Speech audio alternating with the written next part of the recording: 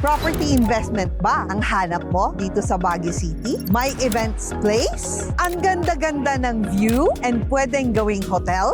Baka ito na yung property na hinahanap mo. Bakit maganda ang property na to?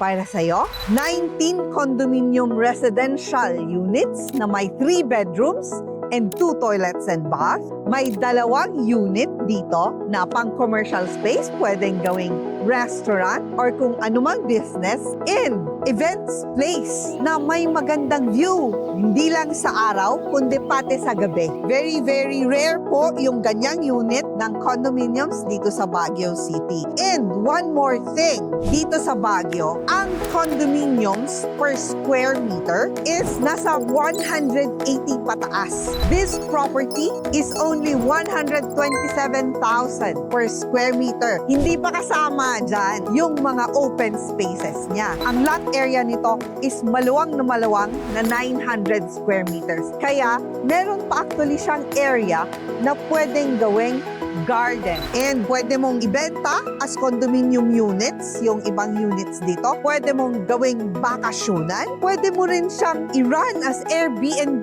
Dahil ang area nito, kung nakikita mo doon sa area na yun, that's the Marcos Highway. Ang lapit-lapit mo lang sa highway. Ang lapit-lapit mo sa Pine Woods Golf Course kung may mga bisita ka or ikaw mismo, mahilig kang mag-golf. And kahit anong kailangan mo ng restaurants, kailangan mo ng groceries, malapit lang yung mga commercial areas dito.